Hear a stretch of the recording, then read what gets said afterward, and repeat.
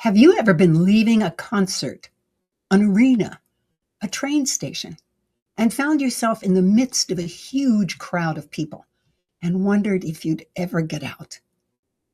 And when you do get out, you still don't know how it happened. Cynthia Kurtz will talk about what is really happening and how it happens in many organizations and can be harnessed.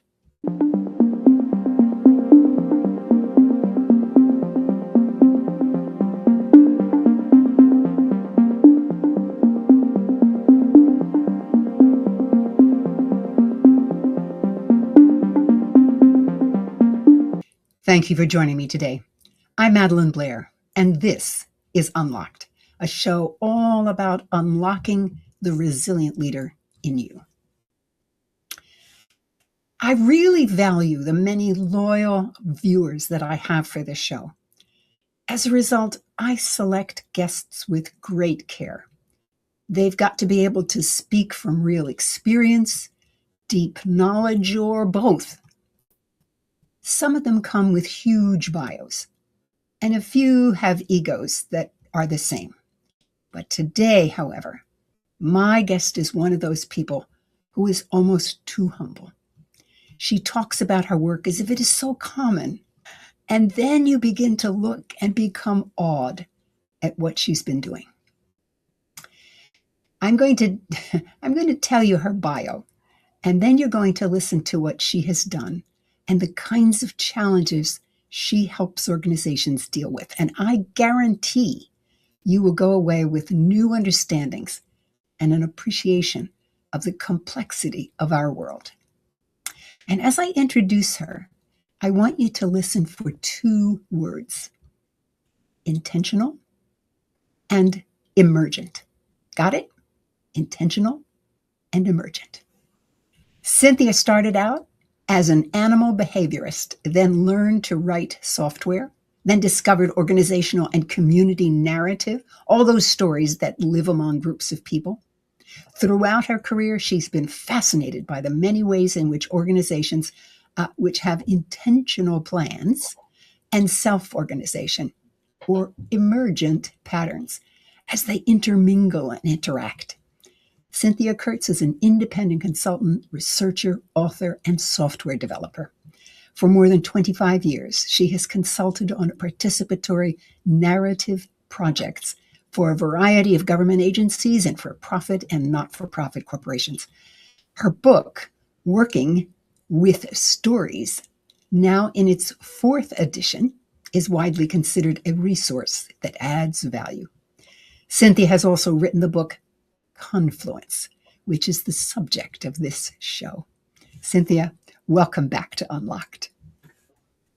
Hello, Madelyn, and thank you so much for talking to me. I appreciate it very much. I always will give you a place to what would I call that, a soapbox? Right. You have so much to say. Well, let's begin with those two words, intentional and emergent. Can you help us understand what these really mean from your perspective? Yes, although I can only tell you how I see them. I can't tell you the way everything is, just the way I see things. So could you show the slides that we... Absolutely. We're going to do those beautiful organic images, right? Right. So this is some ripples in sand. It's hard to tell from this picture where they came from. It could be wind or water. And this is an example of an emergent pattern. There's a pattern there, but nobody made it. It just happened. It happened because either wind or water moved back and forth, and the sand grains kind of piled up and fell over, and you got this kind of ribbed pattern. And that's what's called an emergent pattern, or complex pattern, or self-organized pattern, all the same terms for the same things. And these things happen everywhere all around us. If you look at a cloud, it has a pattern to it. And that's also self-organized or emergent. And these things happen when many local interactions lead to global patterns. That's generally the definition of it. So the next slide is, here's some ripples in sand, but these were not created through wind and water. This was done by intention. A fish made this. This is called a circular mating ground or display or something. And there are certain species of fish that build these things using their fins, and they kind of move the water around and carefully create this thing. Now, of course, they do it through instinct. Um, they don't know why they're doing it, but they do know what it is they're doing, and they have intention in doing it. So I call this an organized pattern as opposed to a self-organized pattern. Or a self-organized pattern organizes itself. And so you could also call it an intentional pattern. So the next slide. So this is a school of fish, and it's specifically, this is called a bait ball. And what it is that all these fish, every single fish is saying, I'm a little bit scared right now, so I'm going to hide behind this other fish.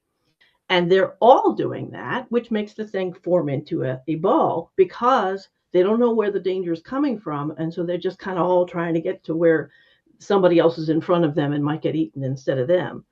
And so this is also a self-organized or emergent pattern.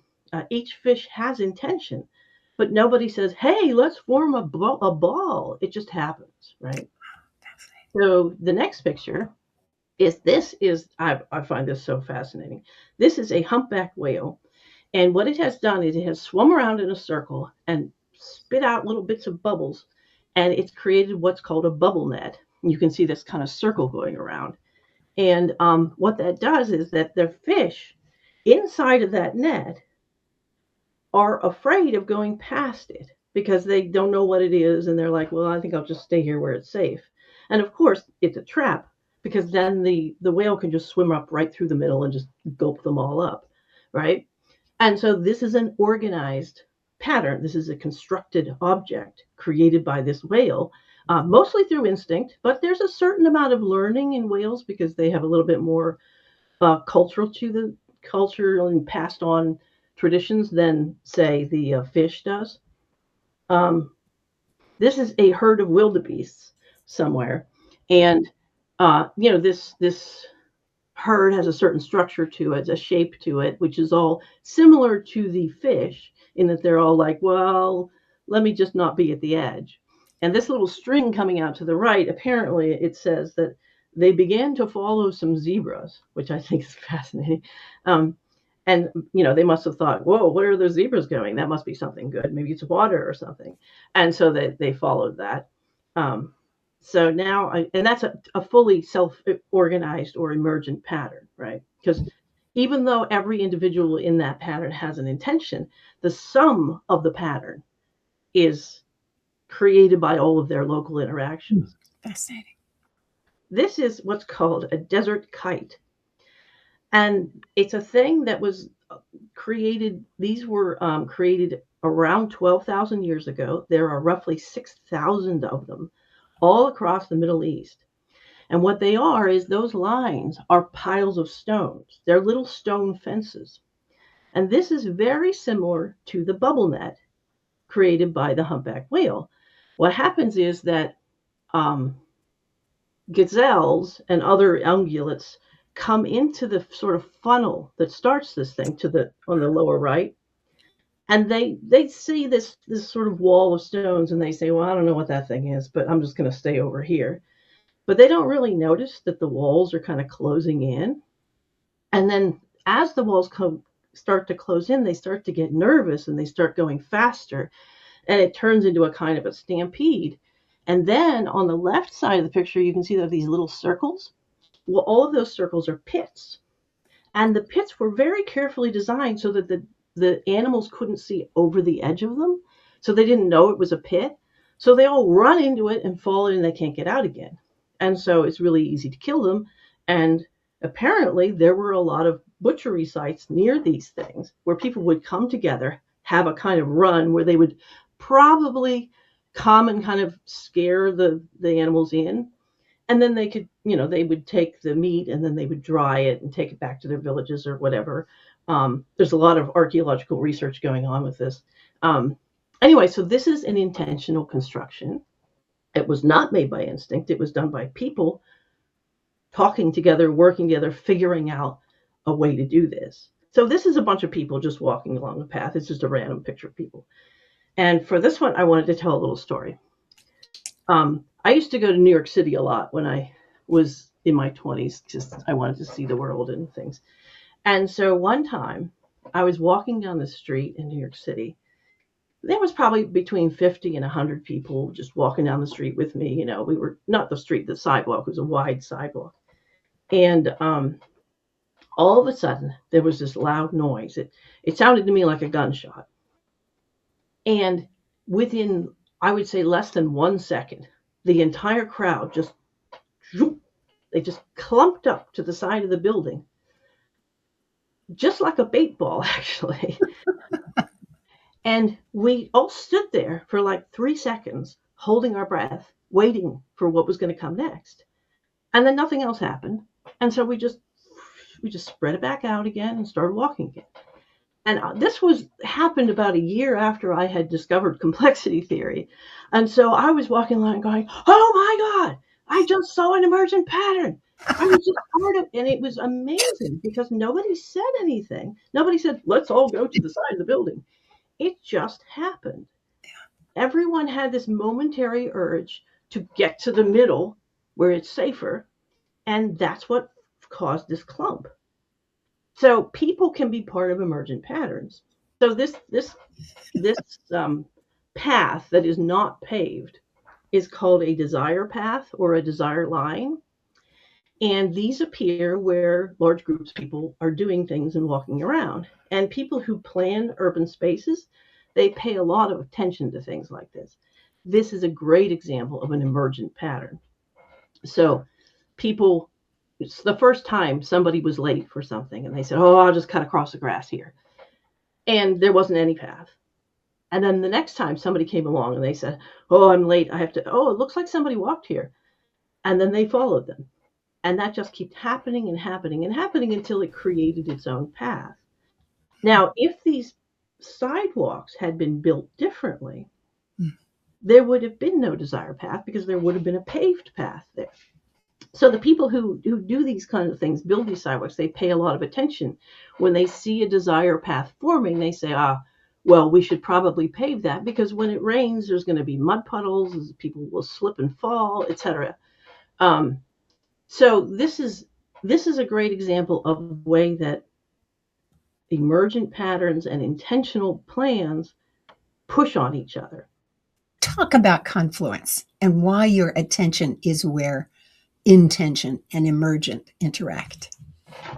Well, this has to do with my background. I was first trained as an ecologist. Ecology, evolutionary biology, and animal behavior. It's all mixed together. And in the late 80s, I discovered complexity theory quite by accident. And I got really excited about it. And I started thinking about it in terms of ecosystems and animal social interactions. And then I quit graduate school. It's a long story. I did programming for a while, and then I just randomly ended up working at IBM in a group that was working with stories and organizations. Well, one of the things that was happening right then was a lot of organizations were suddenly discovering complexity theory. And so I was like, oh, this is interesting. Here's my old friend, let's see what's going on. Well, to my surprise, in business and in organizations, people were talking about it so differently than I had talked about it. And I had talked with a lot of people back in the day with ecology. The way people talked about it was completely different. My perception of it at the time was that people were both too afraid of complexity and too not afraid of complexity. I'm just going to explain what I mean by that. So by too afraid, when there are certain things, certain findings or discoveries in complexity theory, and people were taking them and turning them on their head and changing them to be safer.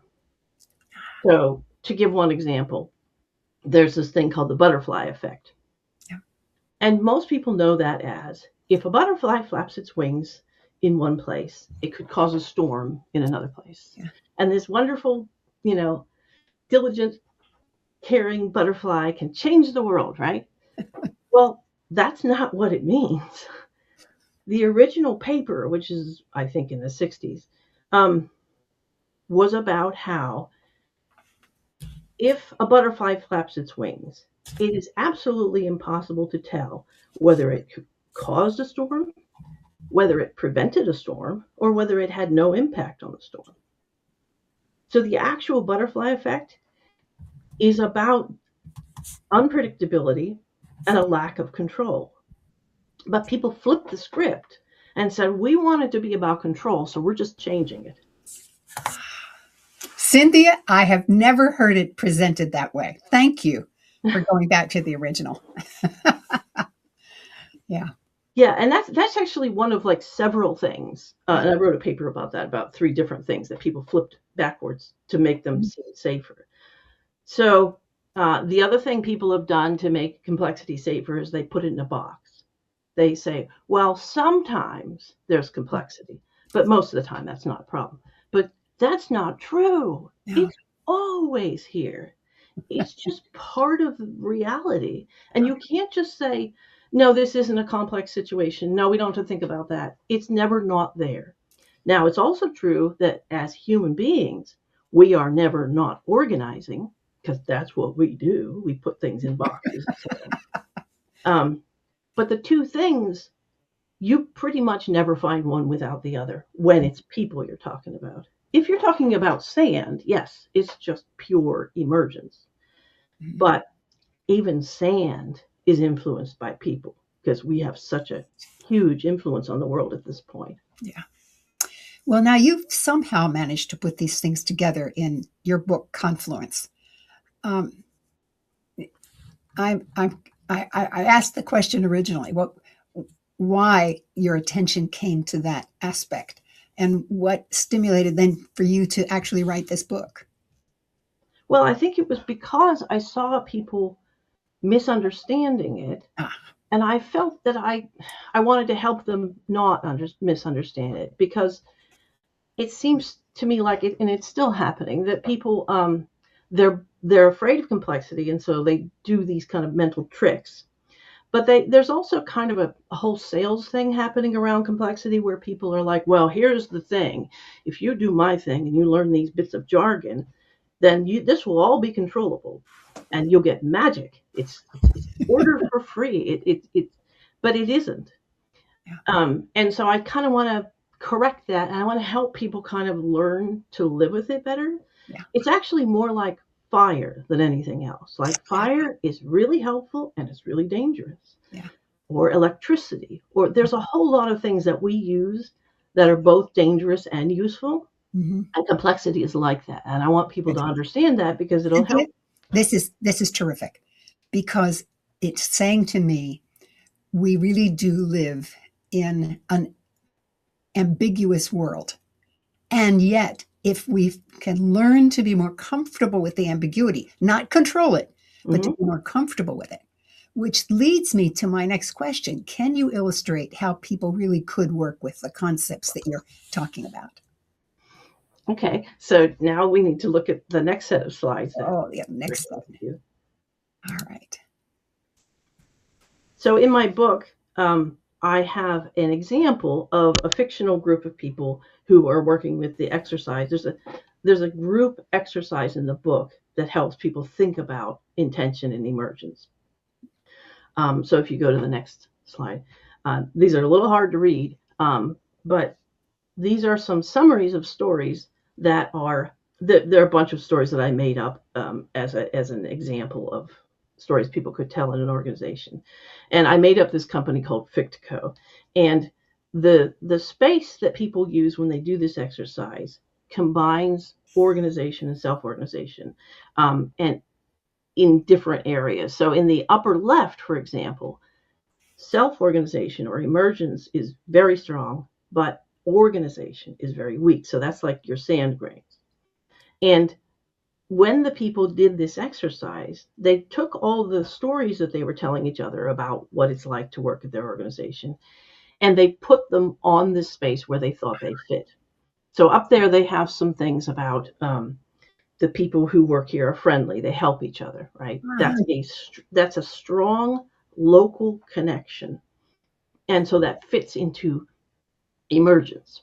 And so that one is definitely self-organized, that portion. Exactly. Okay. Yes. Now, if you go to the opposite corner, the lower right, what you have, and the diagrams are trying to show this, that the square in the middle is an organizer. They're like, I'm going to grab you and put you where I want you. Whereas the circle around the outside is everybody's connecting to just their neighbors. So in that lower right-hand corner, you have situations in which there's strong hierarchical top-down control. Okay, so an example of that, it says he was banned from the building the day after his retirement. So the system or the people in charge said, no, you're retired, you don't come back, you're out. And that had an impact on the whole organization when people have like really strict rules like that. So they said, these fictional people, they said, well, that belongs down there. So if I understand you, Cynthia, when you're working with a group, you would ask them to simply identify, I'll call them vignettes, moments that they can describe what is happening. And right. like, we're friendly here, because I remember when I came in this morning, 5 people said hello to me. Okay, that's the vignette. Now I'll write it down that we're friendly here. Someone else might say something like, Sam left last week and they made him take everything out. They closed his accounts. They don't allow anybody to come back in once they've. So that's where that last one would come in. And there'd be all kinds of stories. And now who would categorize them in terms of where they'd put it on the chart? The people who told the stories. They would. It's an interactive exercise. First, you start by just remembering some things that mattered to you recently. You say, well, what was a moment that stood out to you recently as important?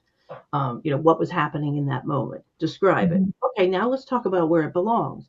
And it's not really categorization so much as these are all gradients. So it's like, yes. Is it, how much of this is it? How strong was this? How weak was this? And people can use the different things to place other things. So it's like, was it stronger than that one? Was it weaker than that one? Gotcha. And so people build this sort of portrait of what's going on. And then in the lower left, you have things where you have both the local ties and the global ties are both weak. So it's kind of like just like nobody's talking to anybody, everybody's isolated.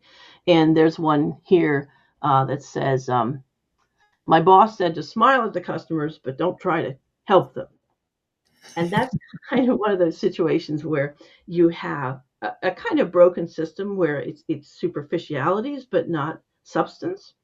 And when that happens, the local connections are weak because people don't trust each other. It's weird, it's like a paradoxical situation.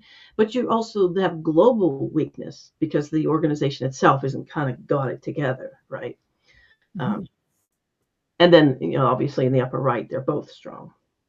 So once people have done that, and you can see that in this fictional case, they also marked each story. Was it a good thing that happened or a bad thing that happened? Mm-hmm. And then if you can go to the next slide. And then they noticed a pattern. Aha, there's more positive stories up here on the top where the self-organization is stronger. So what they said was the emergent patterns that are forming among us as we work together are really helping us. And when those connections between us, people working together, are weak, we don't do so well. And so that was a realization that the people had. And I should say that these stories I made up, this is a data set of stories that I made up of 80 stories. These are pulled from that set. But they're all about places I've actually worked. These are all actually real stories. They're just stories from my memory and of other people. And so one of the reasons that these patterns show up is that this has all really happened. It's just an amalgam of all the places I've worked. Gotcha. Yeah. So they really aren't made up stories, Cynthia. No, they're not. They're using them in a new way. Paraphrased, I guess you could say. Yeah. So if you go to the next slide. Okay. So then people said, well, do these stories, are there any clusters that we can see in these speaks? Are there themes that are connected? And so these fake people, which is me, said, well, in the upper left, these stories are all about being a sort of a family. We help each other. We Mhm. have a mutual support network, right? Mhm. In the upper right, it's we're a team. We work well together because we complement each other's skills and we have good leadership, etc. And then in the lower left, it's those are the paradoxical stories. They're like, well, we should be doing this, but we're doing this, or it seems like we're doing this, but in fact, this is happening. So it's like, what's going on here? It's a mess, you know. Mhm. And then the lower right is that we are divided. We have like differences of opinion or differences of how we do things. And then the next slide, okay, they found some themes that were connected between the things. Where in the upper right, you have a good manager who's sort of managing both the hierarchy and the meshwork of the organization Mhm. and making it work for everybody. And in the lower left, you have the bad manager who's just like, just not pulling together any of the threads and just losing it. And then the other trend is solidarity among the people, so we're all connected to each other. But then there's a solidarity against the rules, where people are kind of fighting against this broken system and trying to change it, and mostly failing in this case. But they are kind of agreed in the fact that they don't like it. So these are the kind of like insights that people have when they're using this exercise. And I've seen a lot of people do this where they're like, whoa, so we're like, we don't have to separate these things. We can combine them. Or, hey, if we did this, Yeah. we might be able to, whatever. There's lots of different things people find out when they use these exercises. What I love about this is that everything that the individuals think about and choose. No, let me say that differently. The people who participate are free to choose their stories, and they're free to choose where they place it on so that when they look at it afterwards, this is not one imposed on them, but one that they created themselves. Well, this is an emergent pattern itself. The pattern emerges through the consideration of all these different things. And when they start to add up, people start to discover things that they didn't know about themselves. There's always surprise Yeah. in this work. And that's part of the goal, is to surprise yourself with things you didn't know you knew. Mm. So why should people care about this at all? Or did you have more that you wanted to cover on this before I think that was the last one on those. Yeah, I think that's all. Oh, yes, Oh, there's no, this. it wasn't. There's one more. Yeah, that's right. These are some examples of things that people might have found out in this exercise. So we usually finish the exercise by asking people to list some things. What were Mm. you surprised to see? What were you curious about? What would you like to explore further? Are there some ideas or experiments you'd like to try? Mm-hmm. So these are some examples of things people might say in this thing, like the who your boss is makes so much of a difference, that Yeah. different groups within the organization had different ways of working together and different work experiences, and that might be something they could explore more. Um, then they said they were curious about how other people would see this, and maybe they should go out and do this exercise with more people and see if maybe another group might see it differently. Mm. Because when people disagree about where to put something, that's really productive. Yes. Because then you could say, well, why do you think it Why? belongs Yeah. there? And then that brings out discussions that maybe people weren't having before. Yeah. What is so nice about that is that it says nothing is right or wrong. We're just looking to what it means to us. Yeah. Yeah. So my sense is that you can use this for any number of things if you're working with an organization, because just knowing this has already helped me certainly to understand that I really should not be concerned that my day doesn't go always the way I want it to, or whatever, because it still works toward my goals. Just not exactly how I intended, maybe. But Mm-hmm. if I were back in my division, and I will tell you, I used to run a large division, and there we were managing thousands of calls. Okay, how could I use Confluence to help my staff? Really just better understand how we should be servicing the calls. Uh, I don't have my staff anymore, but I'm always happy to hear your insights about something like that. Well, one thing I wanted to mention is that people often say, hey, how can I use this to be more efficient? And that you can actually get benefits by like sort of nurturing emergent patterns, but they can also bring problems. And so one of the issues with people misunderstanding this, and I mentioned this before, is that people are not afraid enough. Is that sometimes people get really excited about complexity and say, "Oh, we can do all these wonderful things," but they kind of forget, and this is another part of the fear aspect, is that it can also go horribly wrong. Complex patterns can go wrong. And an example of this is people are often saying, oh, look at the social insects. You have ants and termites and things, and they build these amazing constructions and everything's perfect, right? But there are really dangerous phenomena in complexity. An example is that what's called an ant mill, which is that ants follow each other because they pick up some chemical that an ant sort of left on the ground, right?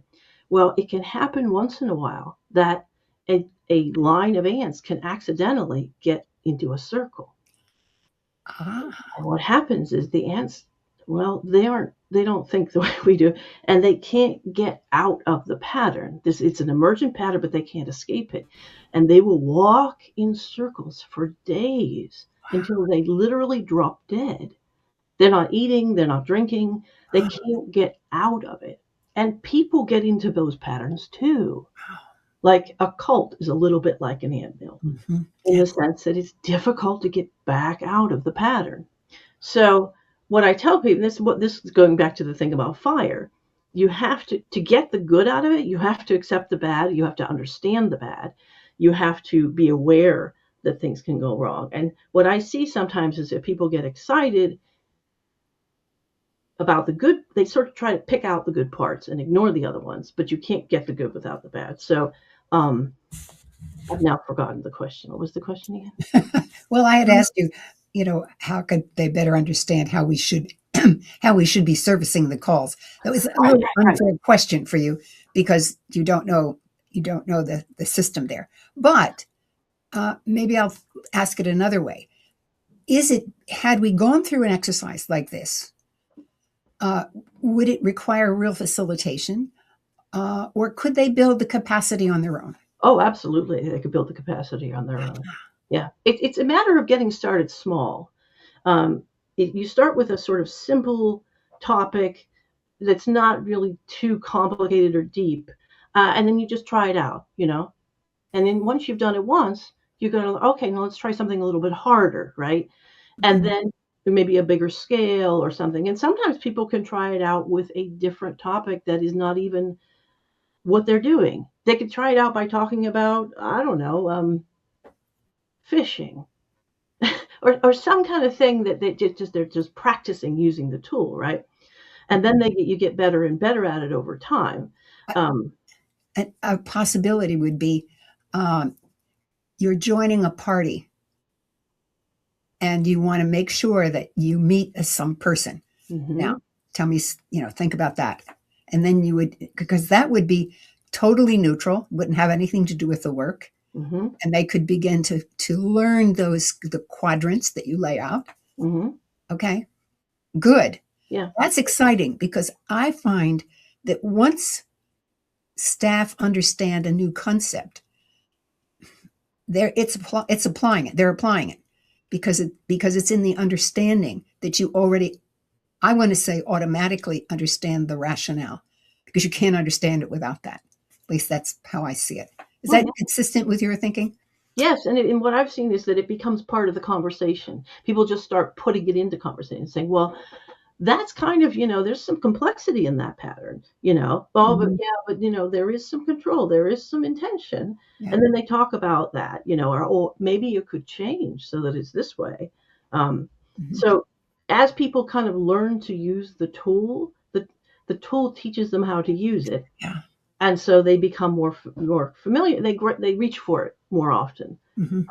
I also wanted to mention that space that we showed there before with the stories on it, that's actually one of 7 spaces. So there are 6 more in this toolkit that I call it, Yeah. that people can use when they want to get more into more of the nuances.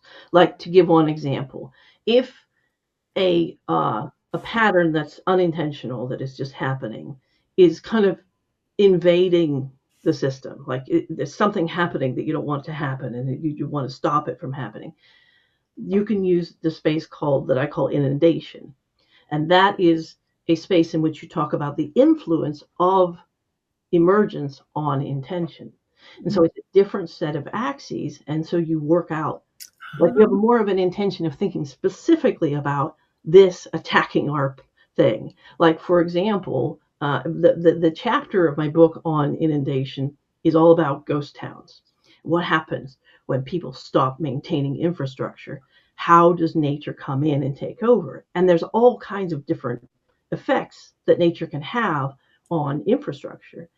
And so if you're dealing with a situation like that, you can use that specific framework to talk about it. And there's a whole bunch more. So Wow. As you're talking, I'm thinking to myself, every town ought to be able to learn this and really just simply explore who they are.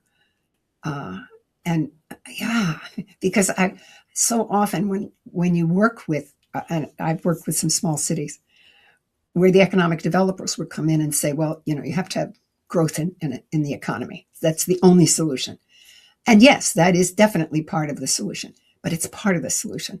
But this would give people the chance to talk about other things like the existence of parks, or should we have traffic, one-way traffic instead of two-way, all those kinds of issues, which are very human issues, so that there's a way in which you can encounter those. Now, when you worked with organizations, what were the kinds of concerns or questions that your clients had that made them call you in? a wide variety of things. Mm-hmm. Sometimes it's a crisis. It's a problem that needs to be solved. Sometimes it's trying to figure out what's going to come next. What, trying to pick up on problems that are just starting that people want to pay attention to. It's sometimes looking for opportunities or innovation Mm-hmm. that can improve things. Sometimes it's sort of future work in the sense of, like, preparedness for future pandemics or other kinds of future crises. I've done a lot of work in that area. Um, and then there's also issues of division, people not getting along, not understanding each other's perspective. Mm-hmm. And that's another thing that this can be used for, is to say, to have two groups of people create two different landscapes of these placements and things. And then they look and talk to each other about, like, you can use the same stories and have two groups do it separately. Mm-hmm. And then people, and I've done this, and people are like, why'd you put that there?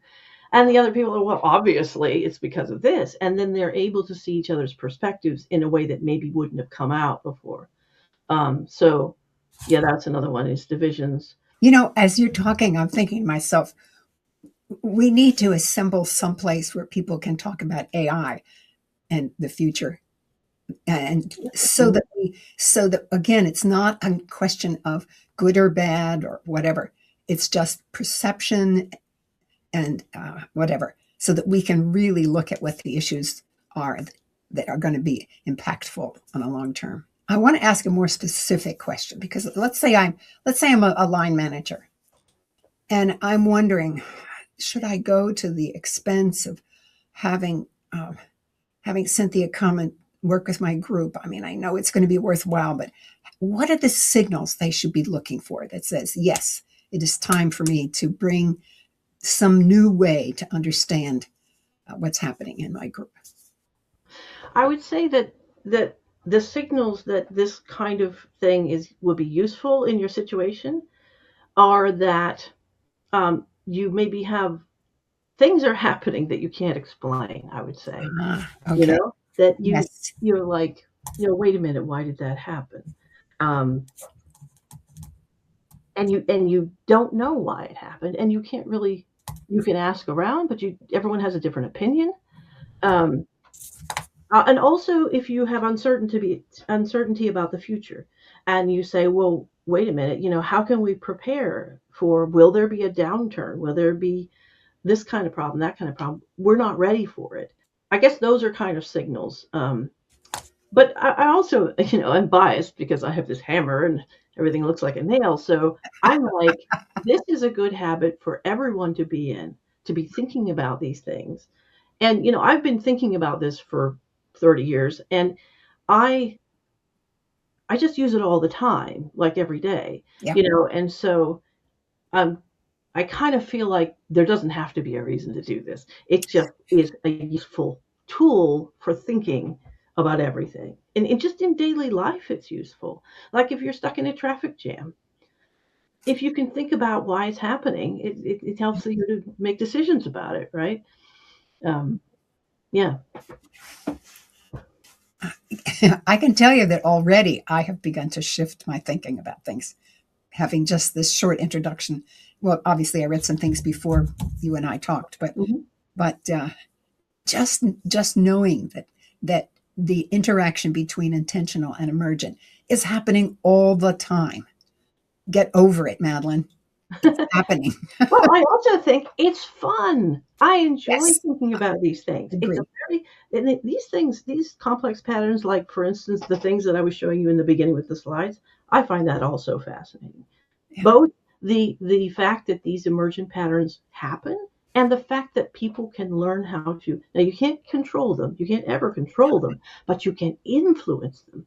yeah, And learning how to influence them through awareness and very careful little tiny experiments and things, yeah, that's fun. And that's what the people who built those desert kites did. They said, look at these animals, look how they're moving around.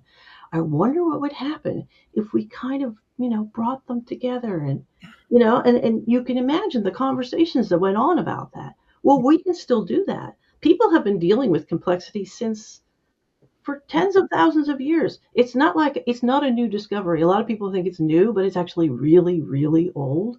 And there are, in fact, many folk tales about complex patterns. well, the bottom So, line is the universe is emergent. yes, it It absolutely is. And is so that's created since through we're all, emergence. What? yeah, I'm sorry, but since we're all part of it, Yeah, that makes it fun to think about. At least exactly. anyway. Exactly. Yeah. Well, as you were thinking, when you were talking about that, this, what did you call that image of the stone wall, The desert kite, that's the what they're. desert kite? Okay. I was thinking what I had read about the Native Americans on the plains. They would go around the buffalo herd and run them off a cliff. Yes, that's a very similar thing, actually. Yeah, Yeah, there are quite a few practices that are similar to the desert kite. There's a good image that I could show of that. Yeah, absolutely. yeah. Absolutely. Oh, wow. Well, okay, I have to ask you this. What question did I not ask that I should have? Okay. Um, I think the question I would like to answer is, what do you want to happen? Right? What would I like to see happen in the future? I mean, I worked on this. I've been working on this for a long time. I wrote this book. It took a lot of effort. What do I want to see happen?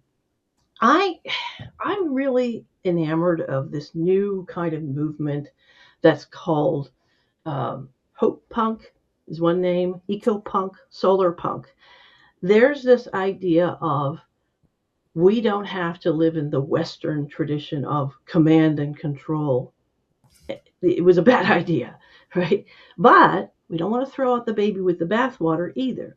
What we want is a mixture of control and understanding to where we're working and recognizing that we are part of nature and that we can influence without killing everything, right? Mhm. For example, there's a book by Ursula K. Le Guin called Always Coming Home, and I absolutely love this book. It's about this fictional future society in which people still have all the technologies we have now, but they use them carefully and selectively, not in a Okay. sort of too much way that we do now, I right? call it aggressively. Yes, aggressively.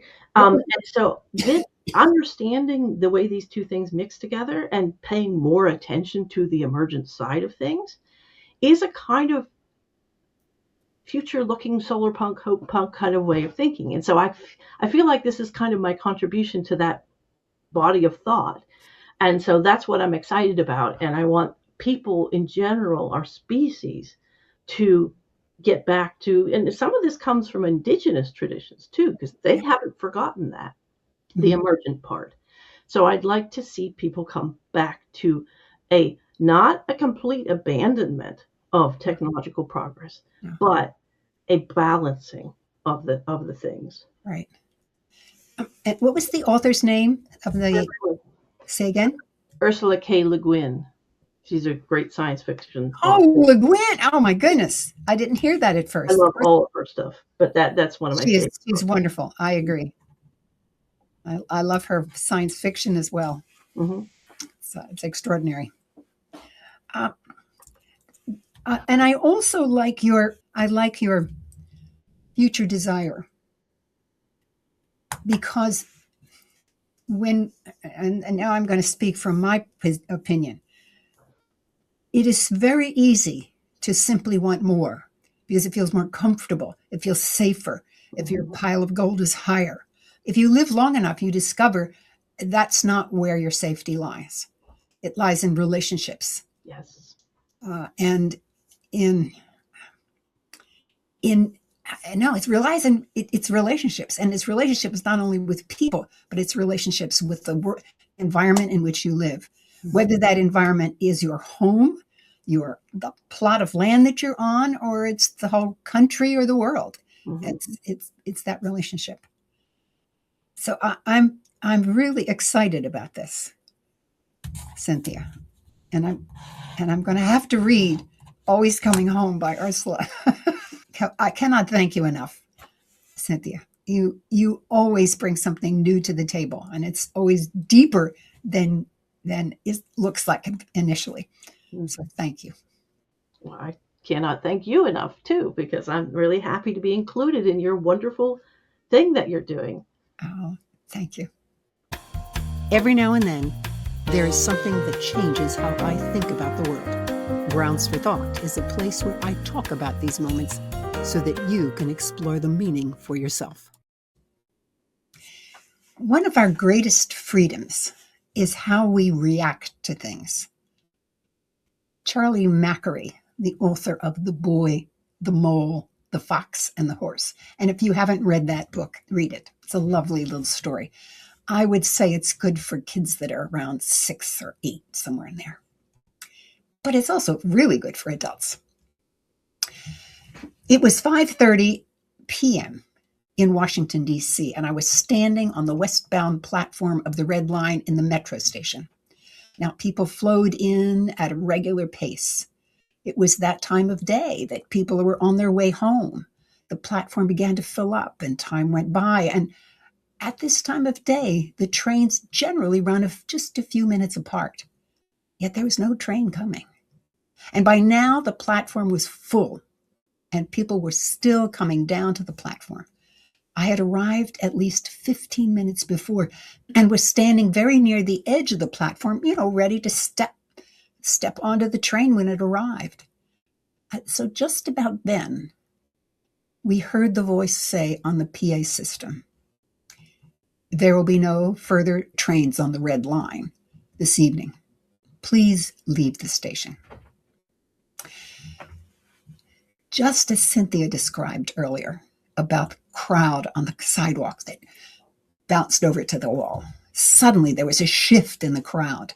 It was as if we all turned toward the exits, almost as if we were one person. The crowd began to move. Now, normally, I don't get panicky in a crowd, but that night, I was standing right next to a 4-foot drop from the platform to the tracks, and there was nothing between me and that edge. I could feel a certain clenching of my stomach as I turned toward the exit and tried to step forward. The fear began to increase. I couldn't really move forward because of the crush of the crowd. All I could think of was tripping and falling onto the tracks. I had to get myself in control. I decided to sing. And then I said, no, no, no. If I were to sing, my attention would be shifted away from the edge, and I might calm down, but I wasn't going to sing in front of a big crowd. I mean, I'm not that good. Now, I don't know why I thought anyone would mind if I sang, but I certainly did. So I decided that I would hum. Well, it took effort to think of the melody and my breath that I needed. So as I began humming, my attention sufficiently diverted, my fear began to subside. The crowd was still tightly packed all around me. I mean, you were jostled at every step. It was, in fact, you only took a step with the cooperation of everybody around you. But then something remarkable happened. The crowd, which felt the same unease, for whatever reason, began to ease as well. It was almost no time before we found ourselves on the escalators and then out onto the street. My strategy of distracting myself worked for me, and I got myself home. It was years later that I learned two things. First is that the sound of humming travels more than we would be expecting. So clearly, my humming was heard by not just me, but by many of the people in the crowd. So much for feeling embarrassed at having my off-pitch voice heard in a large crowd. But then, more recently, I learned that humming is indeed a way to calm the body, having something to do with the vibrational aspect of it. And that humming affects others within hearing distance in the same manner. So it turned out that my impression that the crowd was calming as well as myself was not just in my imagination. It was real.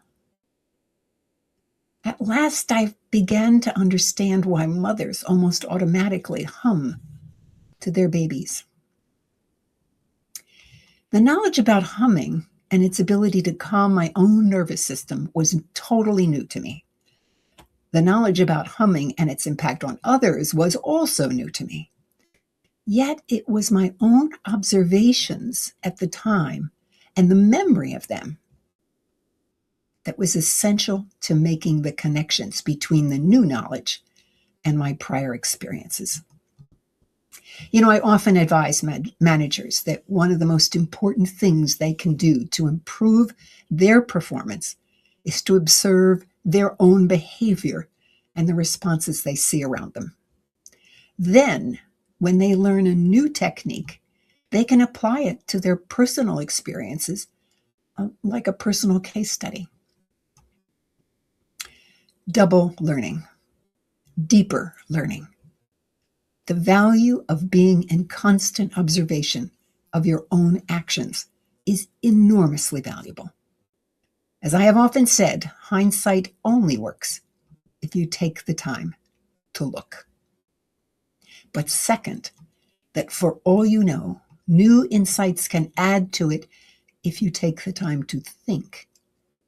I'm reminded of Einstein's comment, quote, "The more I learn, the more I realize how much I don't know," unquote. I want to thank you for joining me today. I hope this conversation has offered not just new ideas, but a different way of seeing the world, understanding that intention and emergence, even when they are unexpected, do not have to be at odds. When understood, they can actually bring innovation, greater learning, and even a sense of comfort in the discomfort of the unexpected. And of course, if you're on YouTube, please click the like button and subscribe.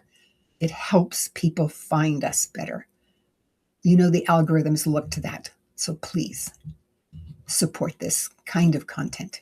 I'm Madelyn Blair, wishing you infinite possibilities as you unlock your resilient leader. You didn't work all these years just to worry about money later. At some point, the goal shifts from building wealth to living with financial confidence. That's where Viridian Capital Partners comes in. They work with successful individuals and families who want clarity, confidence, and a plan that actually fits their lives. As fiduciary advisors, Viridian puts your interests first, offering thoughtful guidance around investing, retirement, and estate planning, so you can stop guessing and feel secure about what's next. If you built substantial savings and want thoughtful guidance about what comes next, Viridian offers private consultations with experienced advisors who start with understanding you. Visit vcpwealth.com or call 301-228-9300. And when you mention the Unlocked podcast, you'll receive a complimentary portfolio x-ray of your current investments. Viridian, building wealth and securing futures.